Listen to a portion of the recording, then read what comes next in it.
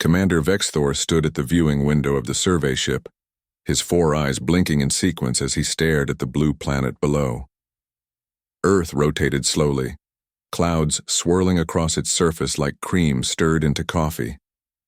Behind him, the soft beeping of computers filled the command deck. "Commander, I found something strange," said Zixla. She was young for an Arcturian, her scales still bright purple instead of the deep indigo they would become with age. Vexthor turned reluctantly from the view. "What is it, analyst?" "It's about the Earth classification, sir." Zixla's thin fingers tapped across her console. "I've been reviewing our threat assessments and something doesn't add up." The commander sighed. New analysts were always finding problems that weren't really problems. Still, it was his job to teach. "Explain. Earth is classified as low threat, sir. But look at their history." She brought up images on the main screen. Humans fighting wars, testing nuclear weapons, their rapid technological development over just a few centuries. They're violent, adaptable, and their technology is advancing at an unusual rate. By standard metrics, they should be at least moderate threat. Vexthor waved a dismissive hand. "They barely have interplanetary travel. Their weapons are primitive compared to ours. The classification is correct. But sir, I found this." Zixla pulled up an old file, the text flickering slightly as the ancient data formatted itself to their modern displays. "There's a footnote in the original classification. It hasn't been accessed in over 300 years. Now Vexthor was interested. He moved closer, reading the small text. "Classification based on probability metrics and the Omega Protocol.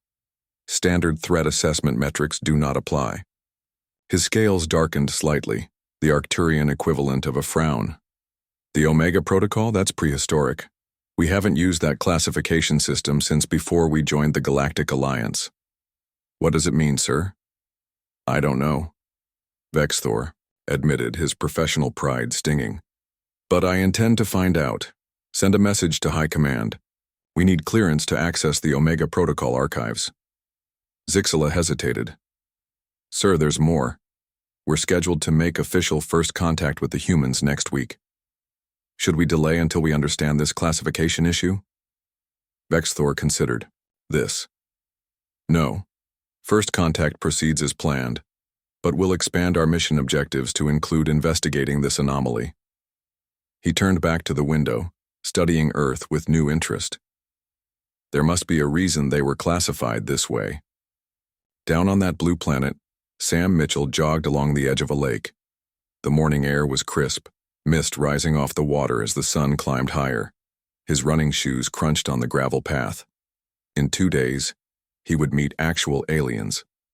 The thought still seemed unreal. His watch beeped and he slowed to check the message. It was from Lisa Warren. "Meeting moved up. Pentagon, 1100 hours. Sam checked the time, 8:17 a.m. He'd have to cut his run short. As he turned back toward his apartment, he wondered what had changed. The government had spent months planning every detail of humanity's first official alien contact. Last-minute changes weren't part of the plan. 3 hours later, Sam sat in a conference room deep inside the Pentagon. The table was crowded with military officers, scientists, and government officials. At the head of the table, Defense Secretary Frank Porter looked grim. "We've received new information," Porter said, his voice filling the silent room. "The Arcturians have expanded their mission parameters. They're sending their survey commander and a research team instead of just diplomatic personnel." "Dr. Lisa," Warren leaned forward. Unlike Sam, who was tall with short brown hair and the athletic build of a career astronaut, Lisa was small with curly red hair and intense green eyes that missed nothing. "Why the change?" she asked. Porter shook his head. "Unknown, but our satellite array detected increased scanning activity from their ship. They're taking a much closer look at us than expected." "Have we been compromised?" General Ben Adams asked, his weathered face creased with concern. "No evidence of that," Porter replied, "but we need to be extra careful. Mitchell Warren, you're still our primary contacts, but we're adding additional protocols." He slid folders across the table. Sam opened his to find new instructions highlighted in yellow. His eyes widened as he read. Containment procedures? He asked, looking up. You want us to restrict their access to certain facilities? Porter nodded. Politely and diplomatically.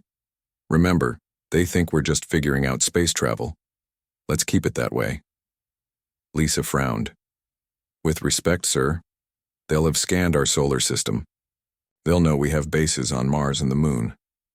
Early exploration outposts are expected, Porter said. What they can't know about are the deep space probes or the quantum research, especially Project Doorway. The room went quiet at the mention of Project Doorway. Sam and Lisa exchanged glances. Sam had been briefed on the project just 6 months ago, and even as a senior NASA astronaut, the information had shocked him. Do we really think we can hide something like that? Lisa asked. General Adams cleared his throat. We've hidden it for 70 years, Doctor. We'll continue to do so. Back on the Arcturian ship, Vexthor received his answer from High Command. The message was brief. Omega Protocol information classified. First contact priority unchanged. Gather data on human dimensional awareness. Report directly to Council. Dimensional awareness? Vexthor muttered, his scales rippling with confusion. What does that have to do with threat assessment? Zixla looked up from her station. Sir, I've been analyzing their entertainment broadcasts. They have an unusual number of stories about alternate dimensions, psychic abilities, and non-corporeal beings. Fiction, Vexthor dismissed. Yes, sir. But it's statistically significant how often these themes appear across different human cultures, almost as if they're collectively aware of something on a subconscious level. Vexthor felt a chill run along his spine ridges. Prepare the contact team, full scanning equipment including dimensional frequency analyzers.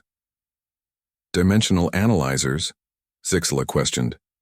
Those are for spatial anomalies, not biological species. Just do it, Vexthor ordered. He turned back to the viewport, watching Earth rotate below. The seemingly ordinary blue planet suddenly felt mysterious in a way that made his scales itch. 2 days later, as the Arcturian shuttle broke through Earth's atmosphere, headed for the landing site in Nevada, neither the aliens nor the waiting humans understood how their meeting would change everything.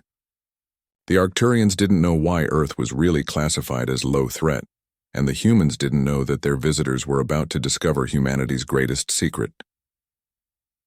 Sam Mitchell stood on the landing pad, watching the sky, Lisa Warren at his side.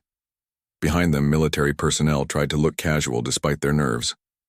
Here we go, Sam said quietly, as a silver disk appeared among the clouds. First contact. Lisa nodded, her expression serious. Remember the protocols. No mention of the incidents or Project Doorway. I know, Sam replied. As far as they're concerned, we're just clever monkeys who figured out rockets.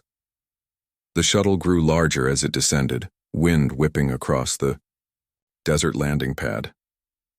Neither of them spoke the question in both their minds. How long could humans hide the truth about themselves from a spacefaring civilization? The shuttle touched down, steam rising as its hot hull met the cool morning air. A door opened in its side, and history changed forever. The silver door of the Arcturian shuttle opened fully, releasing a soft hiss of equalizing pressure. A ramp extended to touch the Nevada desert ground. Sam Mitchell stood straight, trying to control his racing heart. This was the moment humanity had both feared and hoped for throughout history. Commander Vexthor stepped onto Earth soil first. He was taller than the humans expected, nearly 7 feet, with indigo scales that shimmered in the morning sunlight. His 4 eyes blinked in, sequence adjusting to Earth's brightness. Welcome to Earth, Sam said, stepping forward with his hand extended as they had practiced. I'm astronaut Sam Mitchell. Vexthor looked at the offered hand, then mimicked the gesture with his 3-fingered hand. Commander Vexthor of the Galactic Survey Corps. We come in peace and with curiosity. Behind him, 5 more Arcturians emerged from the shuttle. The smallest one, with bright purple scales, carried what looked like scientific equipment. This is my analysis team, Vexthor said, and my assistant Zixla. He gestured to the purple-scaled Arcturian who gave what might have been a slight bow. Lisa Warren stepped forward. I'm Dr. Lisa Warren, xenobiologist. We've prepared a welcome center where you can rest and adjust to our atmosphere. Your atmosphere is acceptable, Vexthor said, though the gravity is slightly stronger than we prefer. He turned to face the gathered humans. We are pleased to make official contact with your species. You should know that your planet has been in our databases for centuries, classified as low threat. Sam noticed Secretary Porter's subtle frown at this statement. Clearly, this wasn't how the Secretary expected first contact to begin. We hope to maintain that peaceful status, Porter said smoothly, stepping forward. I'm Defense Secretary Frank Porter. We've arranged tours of some of our facilities to show you Earth culture and achievements. Zixla spoke for the first time, her voice higher pitched than Vexthor's. We are particularly interested in your scientific advancements, especially in physics. Lisa and Sam exchanged a quick glance that Zixla didn't miss. There was tension in that look. We'd be happy to show you our public research facilities, Lisa said. But first, let's get you settled. The Welcome Center was a newly constructed building not far from the landing site. Inside, rooms had been prepared with adjustments for Arcturian physiology based on data shared ahead of the visit. As they walked through the hallways, Vexthor noticed how many armed guards were present despite attempts to make them look like regular staff. You have security concerns? He asked Porter directly. The secretary smiled diplomatically. Standard procedure. Your visit is historic for us. Later, that evening after the initial welcome ceremonies, Zixla set up her equipment in her assigned quarters. She activated a small device that would scramble any surveillance the humans might have installed. Commander, I've completed initial scans, she reported when Vexthor entered. The humans are hiding something. Evidence? Vexthor asked, his scales darkening with interest. Their technology is more advanced than they've shown us. I detected energy signatures consistent with quantum field manipulation. And look at these readings. She showed him a small screen with wave patterns. These are dimensional frequency measurements from around their research centers. They're unusually active. Vexthor studied the readings. Could be natural to this planet. No, sir. I took baseline readings from uninhabited areas. The spikes are all around human population centers, especially their scientific facilities. Vexthor was about to respond when his communication device chimed. It was a message from Arcturian High Command. Investigate Omega Protocol connection to human classification immediately. Priority Alpha. Things just got more interesting, he murmured. Tomorrow we push for access to their research facilities. Across the compound, Sam and Lisa sat in a secure room with Secretary Porter and General Adams. They're already asking questions we don't want to answer, Lisa said. That assistant Zixla has some kind of scanning equipment. General Adams leaned forward. What kind of equipment? I'm not sure, but she pointed it at the east wing when she thought no one was looking. Porter's face darkened.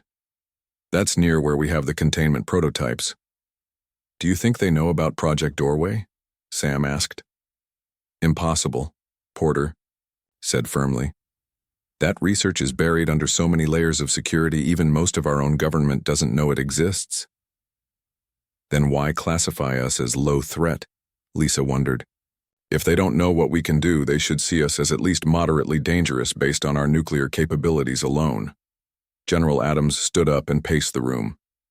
We need to control what they see. Mitchell, Warren, stick to them like Siu. Glue. If they request access to restricted areas, redirect them. Be polite but firm. Yes, sir, they both responded. The next morning, the tour began with a visit to a museum of human history, followed by a carefully controlled visit to a university research lab. Vexthor seemed politely interested, but Zixla kept finding reasons to ask about physics research. Your understanding of quantum mechanics is impressive for your technological level, she commented, as they were shown a standard particle accelerator. Dr. Alan Peterson, the physicist guiding this part of the tour, smiled with pride. Thank you. We've made great strides in the last few decades, especially in understanding quantum entanglement and dimensional stability research. Lisa quickly interrupted. Dr. Peterson is being modest. We still have much to learn from advanced civilizations, like yours. Zixla's four eyes blinked rapidly, the Arcturian equivalent of raised eyebrows. Dimensional stability research? That's an unusual field for a species at your development stage. The room grew noticeably tense. Peterson looked confused, clearly not having been briefed on what topics to avoid. Just theoretical work, Sam jumped in. Nothing practical. That night after returning to their quarters, Zixla broke protocol. Using equipment that could bypass Earth security systems, she accessed the research facility's computer network. What she found made her scales pale to almost white. The Arcturian, sign of shock. She immediately went to Vexthor's quarters. Commander, I found something you need to see. Vexthor reviewed the stolen files with growing alarm. Interdimensional portals? Encounters with non-corporeal entities? This cannot be correct. The files appear authentic, Zixla insisted. Humans have been researching dimensional boundaries for decades. They've documented multiple encounters with beings from other planes of existence. Vexthor sat back, his scales darkening to almost black. The Omega Protocol classification makes sense now. It's not that humans aren't dangerous. It's that they're dangerous in a way conventional metrics can't measure, Zixla finished. Somewhere in the compound, an alarm began to sound. Lights flashed in the hallway outside their quarters. They've detected your intrusion, Vexthor said, rising quickly. The door burst open. Sam stood there with Lisa and two security officers. We need to talk, Sam said grimly. Now. Sam led the two Arcturians through a series of hallways, deeper into the facility than they had been allowed before. Lisa walked beside him, her face tight with worry. The security officers followed behind, hands resting on their weapons. Where are you taking us? Vexthor asked, his voice calm despite the situation. Somewhere we can talk privately, Sam replied. You've seen things you weren't supposed to see. They stopped at a heavy metal door. Lisa pressed her palm against a scanner, then leaned forward for an eye scan. The door slid open with a soft hiss. Inside was a simple conference room with a large table and chairs. The walls were a dull gray metal that Zixla immediately recognized as a signal-blocking material. They wouldn't be able to communicate with their ship from here. Please sit, Sam said, gesturing to the chairs. Once everyone was seated, Secretary Porter and General Adams entered. Porter's face was red with anger. You hacked into classified systems, he said to Zixla. On most planets, that would be considered an act of aggression. Vexthor's scales darkened, and hiding the true nature of your species could be considered deception. The room went silent. Sam and Lisa exchanged worried glances. Porter sighed heavily and sat down. What exactly do you think you know?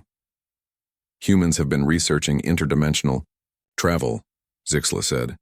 You've had contact with non-corporeal entities. Your project doorway appears to be an attempt to create stable passages between dimensions. General Adams leaned forward. And why would this interest the Arcturian Survey Corps? Because it explains your unusual classification, Vexthor answered. The low threat designation isn't because you're harmless. It's because traditional threat metrics don't apply to you. Porter and Adams exchanged looks. Finally, Porter nodded. You're partially correct, he admitted. But there's more to it than that. Dr. Warren, would you explain? Lisa folded her hands on the table. Humans have a unique neurological structure. Our brains can perceive and sometimes interact with dimensional boundaries in ways other known species cannot. It's an ability that developed because Earth sits at what we call a thin point between dimensions. A dimensional nexus? Zixla's scales paled with surprise. Something like that, Sam said. For most of our history, we didn't understand it. People who could sense these boundaries or interact with them were called psychics, mediums, or sometimes just crazy. Or gods, Lisa added. Many religious experiences throughout human history were likely interactions with these other dimensions.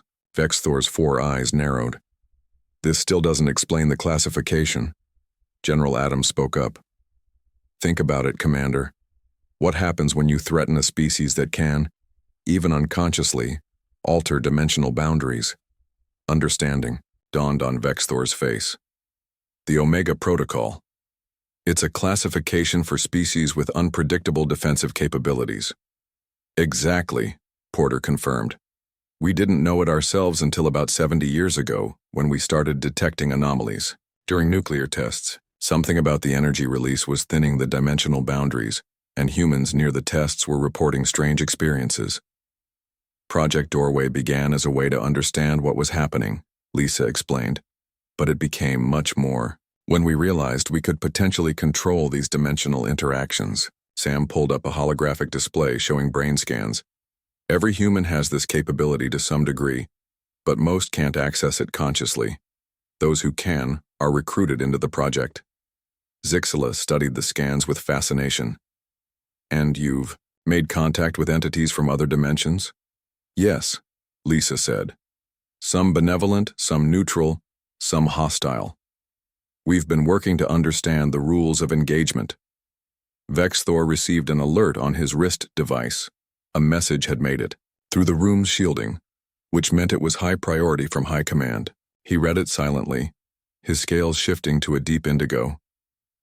There's something you're not telling us, he said, looking up at the humans.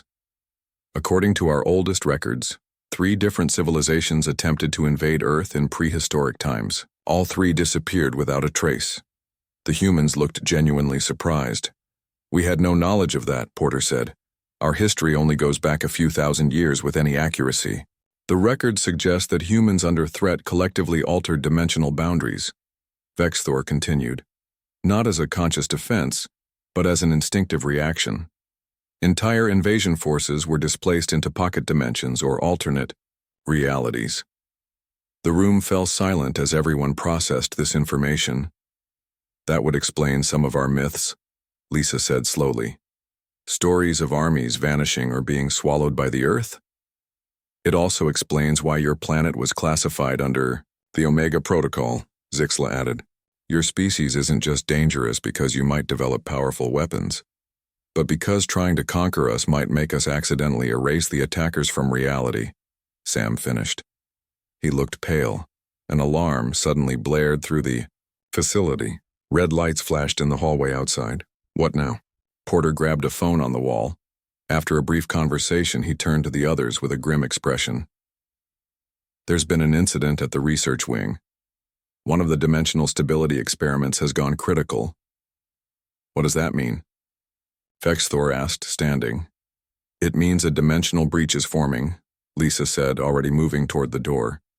We need to contain it before it expands. You should stay here, Sam told the Arcturians. This could be dangerous. Vexthor and Zixela exchanged looks. We're coming with you, Vexthor insisted. We may be able to help. They rushed through the corridors toward the research wing. Through windows, they could see other Arcturian delegates being evacuated with human staff. The air seemed to waver and distort in places like heat rising from hot pavement. When they reached the lab, the sight inside made even Vexthor's experienced eyes widen in shock. A swirling tear in reality hung in the middle of the room. Through it, shapes and colors that shouldn't exist in 3-dimensional space writhed and pulsed. Containment breach in progress, a computerized voice announced calmly. Dimensional stability at 27% and falling. 2 scientists were frantically working at control panels while a third lay unconscious on the floor. Status, Lisa shouted as they entered. The harmonic stabilizers failed, one scientist called back. The resonance cascade is accelerating. Zixela studied the equipment quickly. Your containment field is collapsing because the frequency modulation is wrong, she said. I've seen similar technology. The tear in reality grew larger, and strange whispers filled the air. The unconscious scientist began to rise off the floor, floating toward the breach. Sam rushed forward and grabbed the floating man's ankle, but he too began to be pulled toward the swirling tear. Help me, he shouted. Without hesitation, Vexthor leapt forward, anchoring himself to a bolted-down table and grabbing Sam's arm. As the tear pulsed with increasing energy, Vexthor watched in amazement as Sam's eyes began to glow with an inner light. The human closed his eyes in concentration, and incredibly the pull of the breach began to weaken. "He's stabilizing it," Zixla whispered in awe. "Somehow he's affecting the dimensional boundary with his mind." "Not just him," Lisa said, her own eyes beginning to shine with the same strange light. "All of us." Around the room, the humans seemed to enter a trance-like state. The tier in reality slowly began to shrink, the chaotic energies receding. Vexthor realized he was witnessing the variability that had caused Earth to be classified as it was. Humans instinctively working together to repair a dimensional breach, and for the first time since arriving on Earth, he felt something he never expected to feel toward a low-threat species. Fear. The dimensional breach closed with a sound like thunder. The glowing light faded from the humans' eyes, and they stood blinking in confusion, as if waking from a dream. The scientist who had been floating dropped gently to the floor, now safely, unconscious rather than in danger. "What just happened?" Sam asked, his voice hoarse. Lisa checked the monitors. "The breach is sealed. Dimensional stability returning to normal levels." Vexthor and Zixla exchanged meaningful glances. The commander's scales had darkened to nearly black, a sign of deep concern among Arcturians. "You controlled it," Vexthor said quietly. "Collectively, without technology." "Not consciously," Lisa replied, looking troubled. "It's more like instinct." Alarms still blared throughout the facility. Secretary Porter entered the lab with General Adams and a team of security personnel. "Is everyone all right?" Porter asked, surveying the damaged equipment. "Yes," Sam answered, "but we had another incident." Porter's gaze shifted to the Arcturians. "They saw?" "We did more than see," Zixla said. "We helped, and we understand much more now." General Adams stepped forward. "We need to debrief. Everyone." They relocated to a larger conference room. Medical staff checked the humans who had been near the breach while technicians secured the damaged lab. The entire facility remained on high alert. Once everyone was settled, Vexthor activated a small device that projected a holographic display. "With your permission," he said to Porter, who nodded warily. The hologram showed a star map, with Earth highlighted. "Your solar system exists at what we call a dimensional nexus point. These are rare, only 17 known in our explored galaxy." "We suspected as much," Lisa said, "but we had no way to confirm it." Vexthor continued. "What we didn't know was that your species evolved specific neurological adaptations to this environment." The hologram shifted to show comparative brain scans. "No other known species has developed this trait." "So we're unique?" Sam asked. "Extremely," Zixla answered. "Most species that evolve on nexus points develop technology to manage dimensional energies. You've internalized that ability." Secretary Porter leaned forward. "And this is why Earth is classified as low threat? Because we can, what, push invaders into other dimensions?" "Not exactly," Vexthor said. His scales shifted nervously. "I've received classified information from our high command. The low threat designation was deliberate misdirection." "Meaning?" General Adams demanded. "It was meant to ensure other species left humans alone to develop naturally," Zixthor explained. "The true classification in our oldest records is existential, variable." The room fell silent. "What does that mean?" Sam finally asked. Zixla activated another hologram, showing complex mathematical equations. "Our oldest predictive algorithm suggests that humanity will either become the greatest stabilizing force in the multiverse, or," Lisa prompted when the alien paused, "or inadvertently collapse all dimensional boundaries if your evolution takes the wrong path." Vexthor finished. "The collapse would affect not just this universe, but all connected realities." The humans looked stunned. Secretary Porter's face had gone pale. "That's impossible," he whispered. "We're just one species on one planet. A species with the unconscious ability to alter the fabric of reality," Zixla reminded him. "Today's incident was minor, but it demonstrates your capabilities. If humanity ever faced extinction and collectively reacted with the same ability, The dimensional barriers throughout the nexus could collapse, Lisa finished, understanding dawning on her face. Like a dying star going supernova, but across multiple dimensions. General Adams stood up and paced the room. So this means we're being watched. How many species know about this classification? Very few, Vexthor assured him. The knowledge is restricted to the highest levels of the Galactic Council. Most civilizations believe Earth is simply uninteresting, a developing world with limited technology. A deliberate deception to protect us and everyone else, Sam said thoughtfully. Porter turned to Lisa. Is this consistent with what we know from Project Doorway? She nodded slowly. Our research shows that heightened emotional states amplify these abilities. Fear, anger, survival instinct, they all strengthen the effect.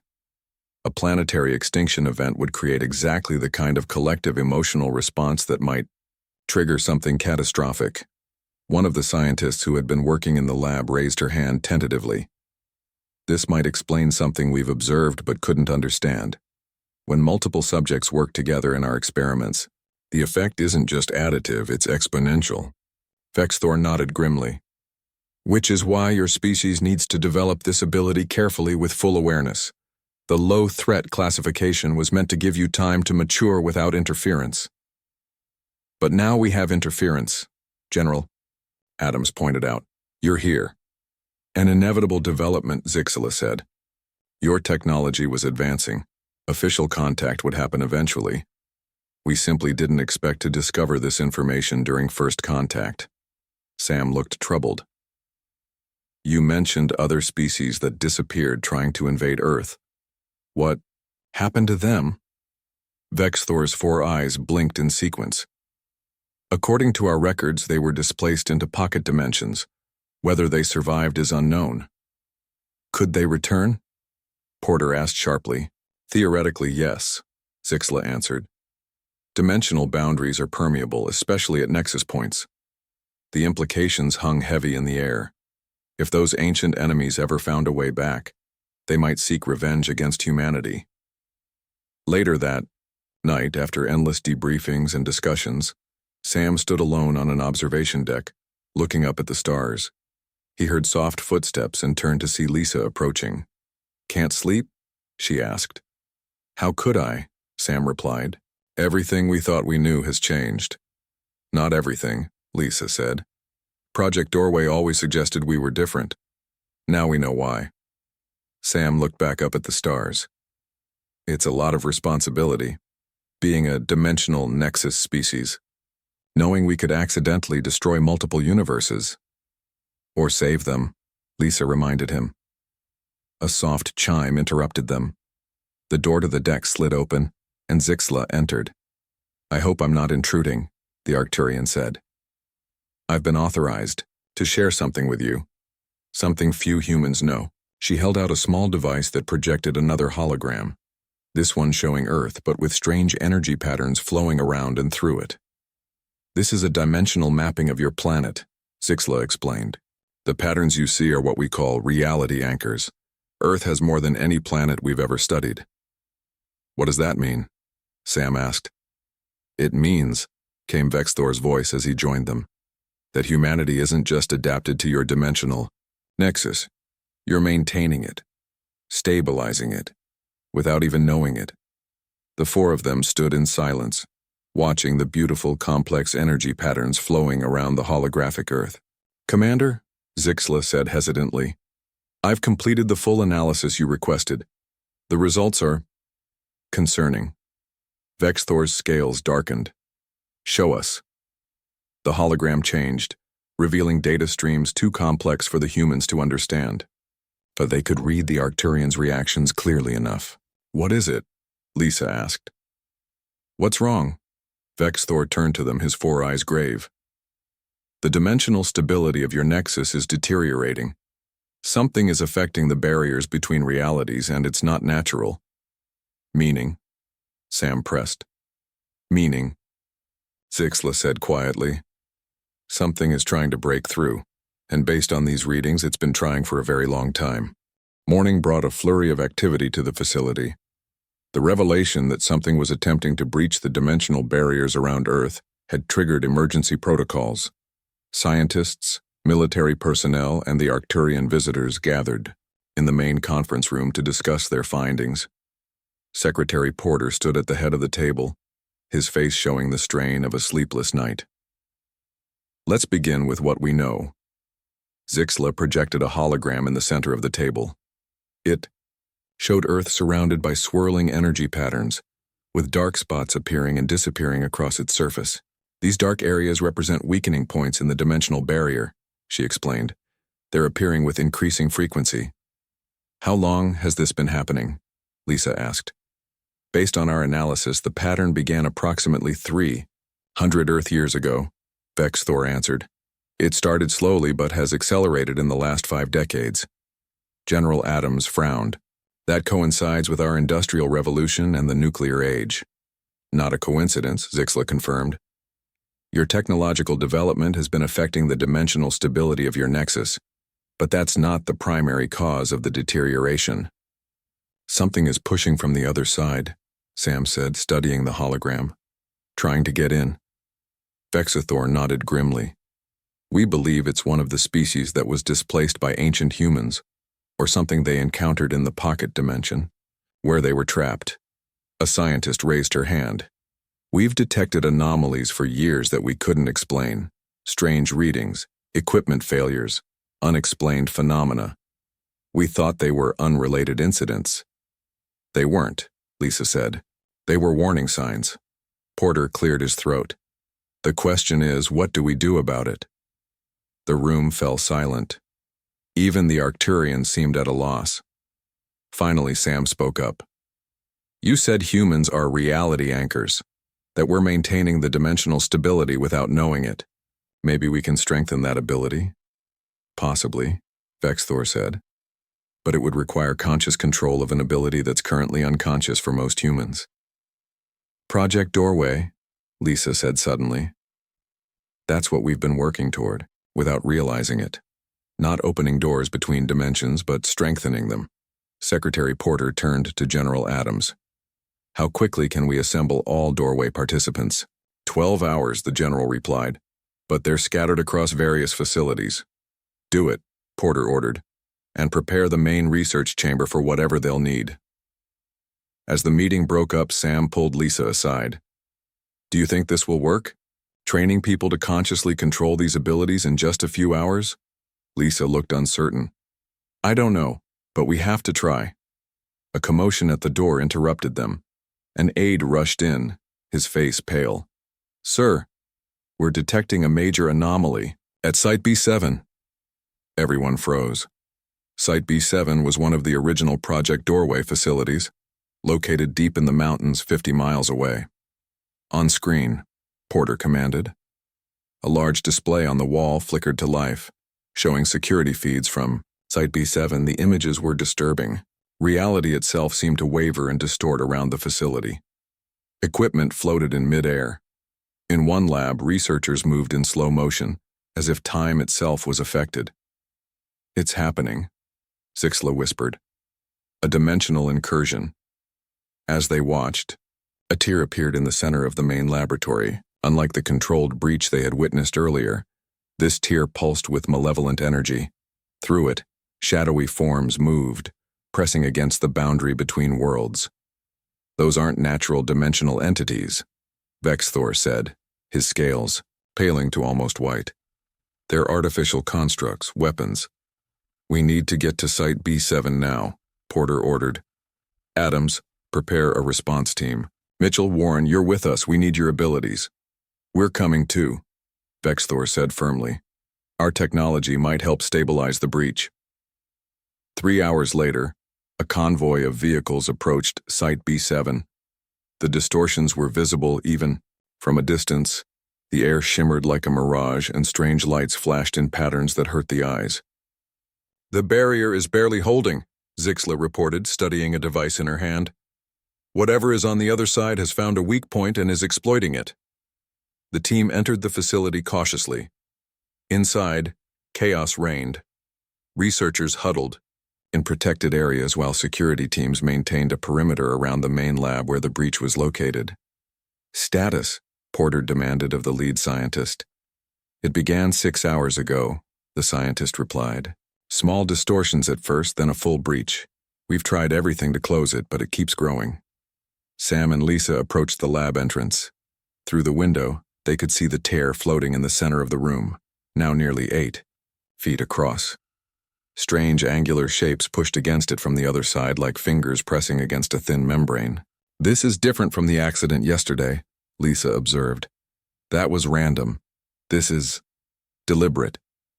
Can you feel it? Sam asked quietly. The pressure? Lisa nodded.